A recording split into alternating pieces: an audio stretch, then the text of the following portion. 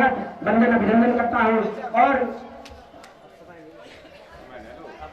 उनके लिए जोरदार तालियां। साथ ही जो शिक्षा जो मेरा विषय है, मैं कसेरा का निवासी हूं और मैंने यहां से अपने पड़रिया बक्सवाहा से पढ़ते हुए आज छतरपुर से मैंने एमएससी किया और CSIR नेट की जो परीक्षा होती है फिजिक्स से, उसमें इसी जगह से चौथी रैंक पूरे इंडिया में हासिल किया था। और जो गेट की परीक्षा होती है उसमें 148वीं रैंक अपनी यहीं से था और मध्य प्रदेश ने जो PSC लिया था उसमें भी 19वीं रैंक था। ये बता इसलिए रहा हूं कि मैं वो व्यक्ति हूं जो बक्सवाहा के हर घर में टमाटर और लौकी, करेला और जंगल की बहुत सारी चीजें, आंवला वगैरह बेच कर यहाँ पढ़ाई मैंने की है। तो लोग कहते हैं कि बड़ा समस्या होती है। मेरा कहना समस्या तो होती है, लेकिन समस्या को पार करके जो आते हैं वही व्यक्ति होता है। और अभी कुछ 2-3 महीना पहले से एक पहल क्षेत्र के 2 गांव हैं, हृदयपुर और हरदुआ गांव, जो काफी हाईलाइटेड रहा है अभी, लेकिन सिर्फ हाईलाइटेड रहा है, जो उसको मिलना चाहिए था वो नहीं मिला है यहाँ पे। क्योंकि 2014 से वहां पर स्कूल की व्यवस्था नहीं है। मैंने उस गांव का पूरा सर्वे किया, देखा आज बच्चों की संख्या वहां पर 54 है जो 0 से 11 साल के उम्र के हैं। उन बच्चों को कसेरा आना पड़ता 3.5 किलोमीटर जंगल पार करके। और इसका परिणाम ये हुआ कि बच्चों ने, जो छोटे बच्चे हैं, आप कल्पना नहीं कर सकते इतना जंगल पार करके वो कैसे आएंगे।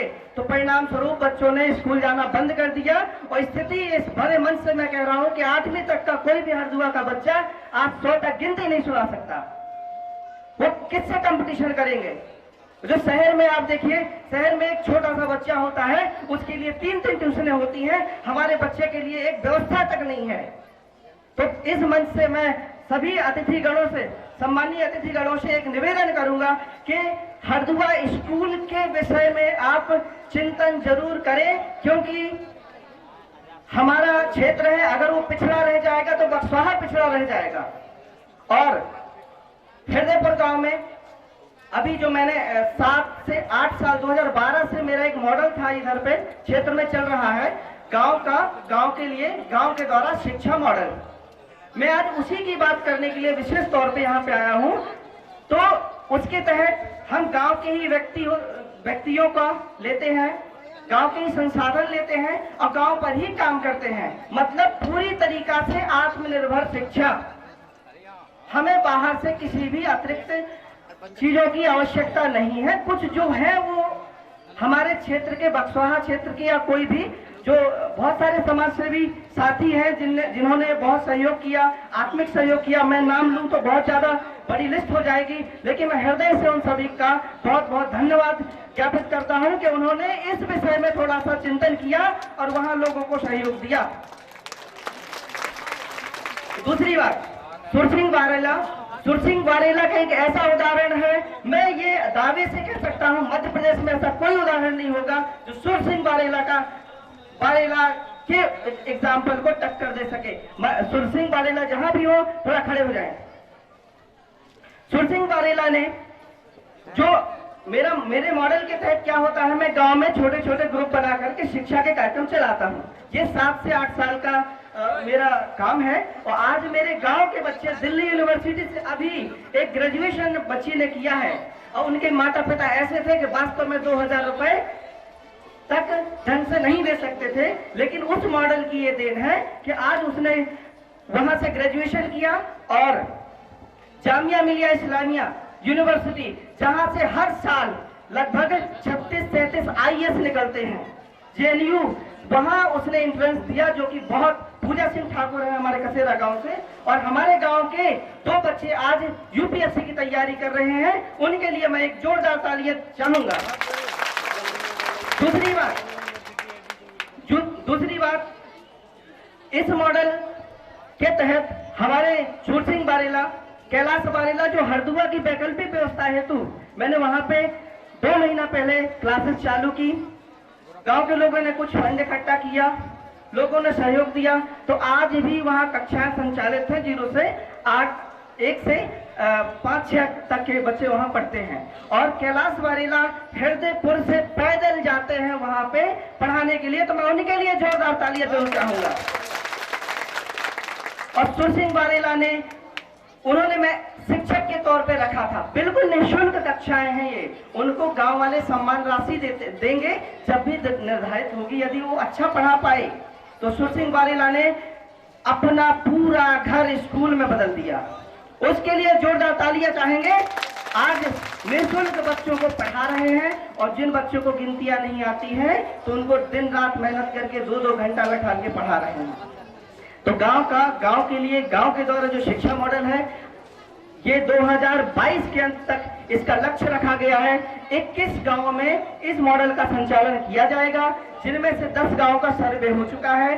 पन्ना में 2 गांव है, किशनगढ़ में है, और क्षेत्र के काफी जो आदिवासी गांव हैं इनको लिया गया है, क्योंकि देखा गया है आदिवासी जो भाई बंधु बहुत पिछड़े हुए हैं शिक्षा के मामले में। केवल आप अगर पिछड़े हैं तो शिक्षा के मामले में, नहीं तो आप पूरी तरीका से आत्मनिर्भर हैं। आप अपने लिए एक बार जोरदार तालियां बजाइए। वास्तव में मैं जो देना चाहता हूं आपको, मैं कभी आपको रोटी नहीं देने की बात करूंगा, न मैं चाहूंगा कि आपको रोटी कोई दे आपको, उससे आप गुलामी के शिकार बनोगे। क्योंकि मैं इतना जानता हूं, आप कर सकते हो, कमा सकते हो। और मैं आपको मकान की भी बात नहीं करूंगा, क्योंकि जब तक आपके पास, अगर किसी भी समस्या से लड़ने के लिए संगठन की आवश्यकता होती है, तो आप लोगों में ये पाया जाता है कि आप समस्याओं को मिलजुल कर सुलझा लेते हो। मैंने कई सारे उदाहरण देखे। गांव में एक व्यक्ति का टपरा मिट गया, पूरा गांव उस टपरा को बनाने के लिए गया, तो ये देखा गया कि वास्तव में ये लोग सहयोग से बढ़ते हैं। तो आपको सिर्फ और सिर्फ एक ही चीज देना चाहूंगा, वो है शिक्षा। शिक्षा की बात करूंगा, और शिक्षा के लिए मैं चाहूंगा आप लोग आए, और माननीय समाज सेवी बंधुओं से भी निवेदन करूंगा कि आप थोड़ा सा हरदुआ स्कूल के बारे में एक चिंतन करें, अपनी तरफ से जो जो हो सके वो करें। ये मेरा आपसे विनम्र अनुरोध है। दूसरी जो मेरी सबसे बड़ी मांग है यहाँ के लिए, आपने कभी एकलव्य आदर्श आवासीय विद्यालय का नाम किसी ने सुना है क्या? इधर से किसी ने सुना हो? एकलव्य आदर्श आवासीय विद्यालय जो भारत सरकार का विशेष विद्यालय है, जो कि आदिवासी भाई बंधुओं के लिए ही है, और उसका एक एंट्रेंस होता है। मध्य प्रदेश में 28 के आसपास है, लेकिन चिंता का विषय है कि अपने बुंदेलखंड में एक भी नहीं है। बुंदेलखंड में मैंने सागर देखा, पन्ना देखा, छतरपुर देखा, और दमोह है, यहाँ पर नहीं है, जबकि यहाँ पे आदिवासी भाई बंधु बहुत रहते हैं।